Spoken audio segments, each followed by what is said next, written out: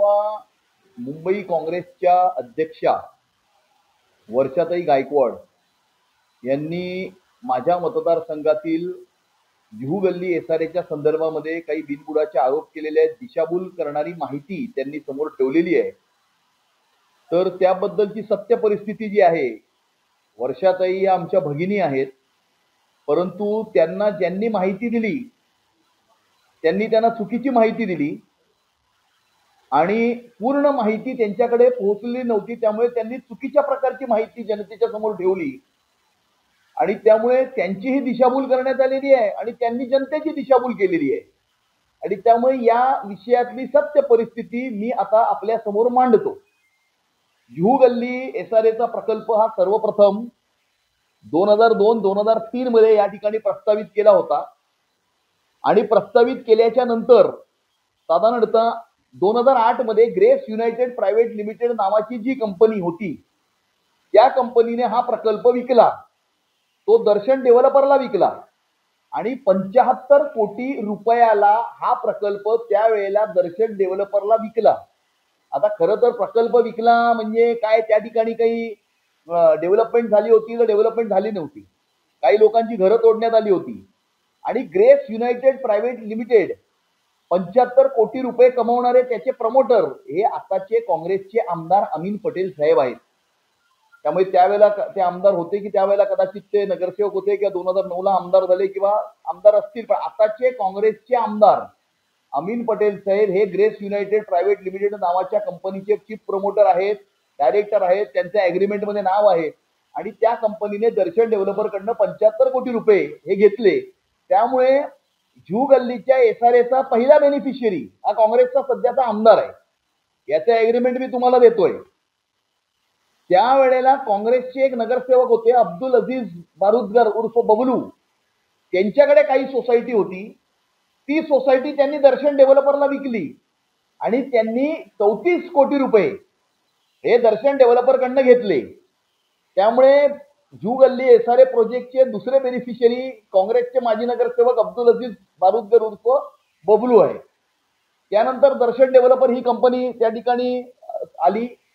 2011 मध्ये additional municipal commissioner Mumbai महानगरपालिकेच्या किशोर गजभिये यांनी एक ऑर्डर काढली आणि त्या ऑर्डरमध्ये त्यांनी ज्या बीएमसी कॉलनी स्वीपर्स कॉलनीच्या जागेचा उल्लेख परवा आमच्या ताईंनी केला, ती जमीन दर्शन डेव्हलपरच्या एसआरए प्रोजेक्टची एनेक्स करण्याकरता एनओसी ही 2011 साली पहिली देण्यात आली। त्यावेळेला राज्याचे मुख्यमंत्री पृथ्वीराज चव्हाण साहेब होते, काँग्रेसचं त्यावेळेला सरकार होतं आणि म्युनिसिपल कमिशनर हे चीफ मिनिस्टरला रिपोर्ट करतात आणि त्यामुळे त्यावेळेला मुंबई महानगरपालिकेने सदर जमीन ही एसआरए स्कीमला एनेक्स करण्याकरता ऑर्डर काढली 2011 साली। त्यावेळेला काँग्रेसचं सरकार या राज्यामध्ये होतं। भूमिपूजन करण्यात आलं, प्रकल्पाचं भूमिपूजन करण्यात आलं। त्या भूमिपूजनला डीएचएफएलचे चीफ प्रमोटर आणि दर्शन डेव्हलपरचे पाठीराखे धीरज वाधवान हे उपस्थित होते आणि त्या भूमिपूजनाला नारळ फोडताना त्यांच्याबरोबर त्यावेळेला काँग्रेसचे आमदार अशोक भाऊ जाधव आणि त्यावेळेला काँग्रेसचे नगरसेवक मोहसिन हैदर हे त्यावेळेला उपस्थित होते। त्या भूमिपूजनाचा फोटो सुद्धा मी तुम्हाला या फाईलमध्ये यासोबत जोडत आहे आणि त्यामुळे मी तुम्हाला तो दाखवतो फोटोची कॉपी द्या।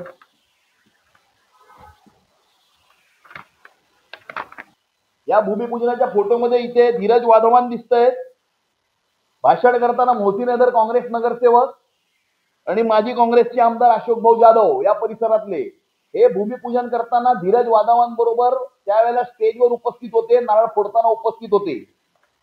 त्याच्यानंतर या प्रकल्पामध्ये स्कॅम झाला। 7,000 कोटी रुपयापेक्षा जास्त हे प्रेमनगर आणि जुहू गल्लीच्या एसआरए मध्ये गमन करण्यात आले। त्यामध्ये इन्व्हेस्टिगेशन झालं, इन्क्वायरी झाली, ईडीची केस झाली। त्या ईडीच्या केसमध्ये धीरज वाधवानला अटक झाली। धीरज वाधवान 2 ते 2.5 वर्ष जेलमध्ये होता आणि त्यामुळे स्कॅम झाला या प्रकल्पामध्ये। 7,000 कोटी रुपये गमन झाले। ते 7,000 कोटी रुपये गेले कुठे? प्रकल्पामध्ये कुठल्याही प्रकारची कारवाई झाली नाही, लोकांना घरं मिळाली नाही। लोकांचं गेल्या 7 वर्षापासून त्या ठिकाणी भाडं हे थकीत आहे। 500 पेक्षा जास्त घरं जुहू गल्लीमध्ये आणि 700 पेक्षा जास्त घरं प्रेमनगरच्या एसआरए मध्ये तोडण्यात आलेली आहेत। आणि मग हे 7,000 कोटी रुपये जे गमन झाले ते गेले कुठे? मग ते 7,000 कोटी त्या भूमिपूजनाला उपस्थित असणारे काँग्रेसचे त्यावेळेचे आमदार आणि काँग्रेसचे त्यावेळेचे नगरसेवक हे पण त्याच्यामध्ये भागीदार होते का, हा आमचा सवाल आहे. स्कॅम झाला, धीरज वाधवान जेलमध्ये गेले. धीरज वाधवान जेलमध्ये गेल्यानंतर ईडीचा स्टे या प्रकल्पावरती आला. त्या ईडीचा स्टे प्रकल्पावरती आल्यामुळे 2022 मध्ये ज्या वेळेला काँग्रेसचं सरकार होतं, महाविकास आघाडीचं सरकार होतं, उद्धव ठाकरेजींचं सरकार होतं, उद्धव ठाकरेजी मुख्यमंत्री होते, त्यावेळेला मुंबईच्या महानगरपालिकेने आश्रय योजनेच्या अंतर्गत ही स्कीम घेतली. स्वीपर्स कॉलनी एसआरएस स्कीमला अनेक्स केली होती, परंतु एसआरएस स्कीमवर स्टे असल्यामुळे ती पुढे गेली नाही आणि त्यामुळे स्वीपर्स कॉलनी डेव्हलप करायला आश्रय योजना जी आहे ती त्या ठिकाणी टेंडर काढलं. 140 कोटी रुपये खर्च करून मुंबई महानगरपालिका 479 घरं ही त्या ठिकाणी बांधणार होतं. त्यानंतर सगर प्रकल्पामध्ये एनसीएलटीच्या मार्फत, एमएनएसटीच्या मार्फत नवीन विकासकाची अपॉइंटमेंट झाली. ईडीचा स्टे, मी महाराष्ट्राच्या विधानसभेमध्ये आवाज उठवला, ईडीचा स्टे हटवण्याकरता आवाज उठवला. ईडीचा स्टे हटला आणि सदर स्कीम कार्यान्वित करण्याकरता मी महाराष्ट्राच्या विधानसभेमध्ये वेळोवेळी आवाज उठवलेला आहे. आणि ती स्कीम एमएनएसटीच्या अंतर्गत आणि एनसीएलटीच्या मार्फत एक नवीन डेव्हलपर त्या ठिकाणी अपॉइंट झाला. त्यानंतर नवीन डेव्हलपरने अशी मागणी केली की त्यावेळेला दर्शन डेव्हलपरला अशी जी काही एनओसी दिली होती मुंबईच्या महानगरपालिकेने ती पुन्हा एकदा रिइन्स्टेट करण्यात यावी. आणि त्यामुळे 140 कोटी म्हणजे आश्रय योजनेतून कॉर्पोरेशनने घरं बांधली तर 140 कोटी रुपये कॉर्पोरेशनला खर्च आणि 479 घरं ही कॉर्पोरेशनला बांधून मिळतील. या प्रकल्पाला जर अनेक्स करून जर ती स्कीम झाली तर कॉर्पोरेशनचा 0 पैसा लागेल. 140 कोटी रुपये कमी खर्च होतील आणि 600 घरं त्या ठिकाणी बांधून मिळतील. आणि त्यामध्ये त्यावेळेला आपले सफाई कामगार, ज्या सफाई कामगारांनी या मुंबई शहराची कोविडच्या काळामध्ये स्वतःच्या जीवाची पर्वा न करता सेवा केली, जे मुंबईचे सफाई कामगार रोज आपल्याला सेवा देतात, मुंबई स्वच्छ ठेवतात, अशा त्या ठिकाणी 86 सफाई कामगारांची घरं अपात्र ठरवण्यात आली होती. ते 86 आपले जे कामगार आहेत ते बेघर झाले होते. त्या 86 लोकांना सुद्धा माझ्या प्रकल्पामध्ये मी घर देईन अशा प्रकारचं लेटर हे नवीन विकासकांनी हे कॉर्पोरेशनला दिलं. त्यामध्ये कॉर्पोरेशनने निर्णय करावा. कॉर्पोरेशनच्या त्यांना चुकीची माहिती देण्यात आली आहे.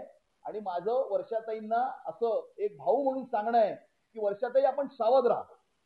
आपल्या बाजूला जो व्यक्ती प्रेस कॉन्फरन्स मध्ये बसला होता, जो या एसआरएस स्कीमचा बेनिफिशियरी आहे, ज्याला 5,51,000 रुपयामध्ये घर मिळालेलं आहे, ज्यांनी सगळी ही माहिती तुम्हाला पुरवली आहे, तुमची दिशाभूल केली आहे आणि तुमच्या मार्फत मुंबई शहराची दिशाभूल केली आहे, त्या माणसाचं थोडंसं बॅकग्राऊंड पण आपण तपासा. त्याचे आता वेगळे कागदपत्र माझ्याकडे आहेत. याचं नाव मोहसिन हैदर आहे की मोहिउद्दीन कुट्टी आहे, पहिलं हे त्याचं नाव काय. त्याच्यामध्ये एका डॉक्युमेंटवर त्याचं नाव मोहिउद्दीन कुट्टी असं लिहिलेलं आहे. एकावरती मोहसिन अमानुल्लाह खान, पासपोर्ट ऍप्लिकेशनवर नाव मोहसिन अमानुल्लाह खान असं आहे. आणि सगळीकडे प्रचलित नाव आहे हाजी मोहसिन हैदर किंवा मोहसिन हाजी हैदर.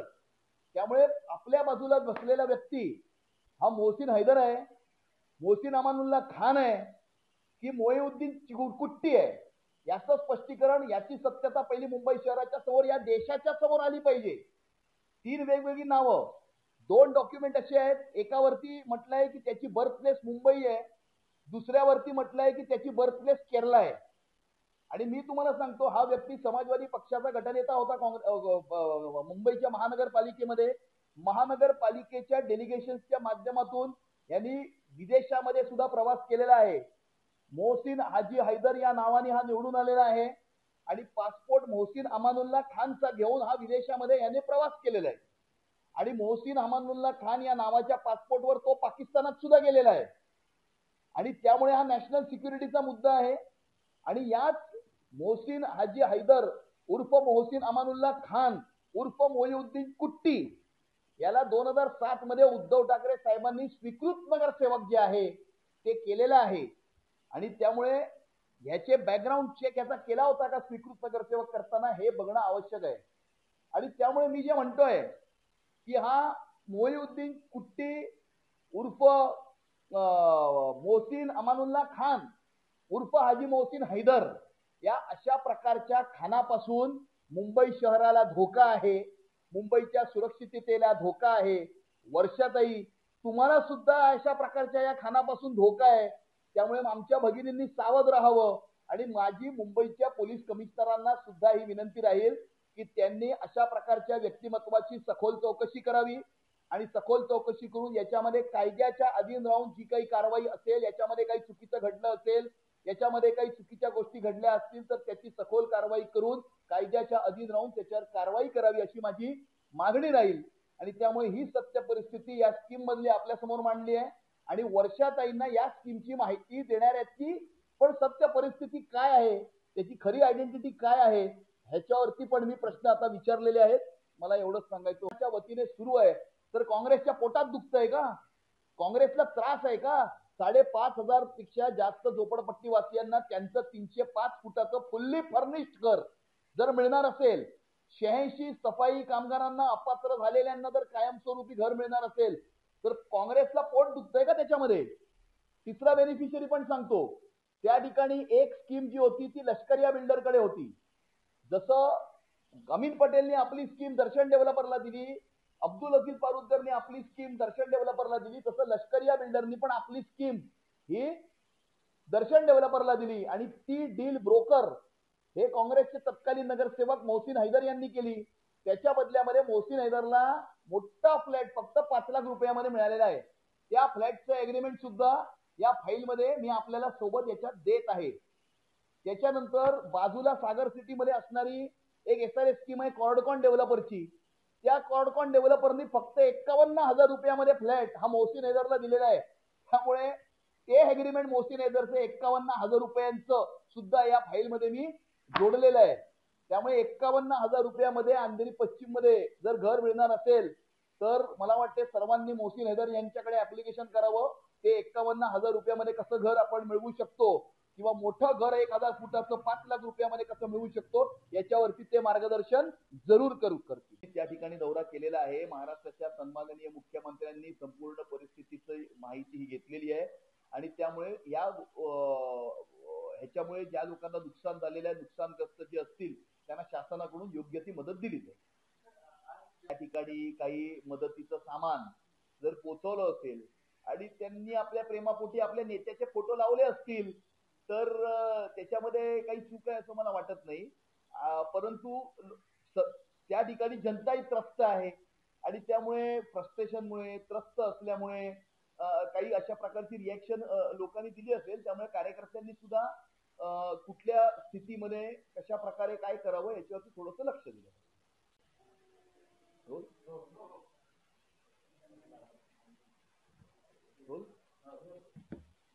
आणि ज्या प्रकारे बेनिफिशियरीज हे एसआरएस स्कीमचे आहेत, म्हणजे अमीन पटेल साहेब असतील, अब्दुल अजीज बारुदकर असेल, मोहसिन हैदर असेल, असे वेगवेगळे प्रकारचे, त्यामुळे असा काहीतरी मलिदा जो आहे तो आपल्याला लाटायला मिळत नाही आता.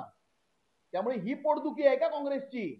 काँग्रेसची 5,500 पेक्षा जास्त झोपडपट्टी वासियांना त्याच्यामध्ये 86 अपात्र झालेल्या सफाई कामगारांना घर मिळत आहे, ही पोटदुखी आहे की आपल्याला मलिदा जसा आपण आतापर्यंत लाटला तो लाटायला मिळत नाहीये म्हणून तुमची पोटदुखी आहे.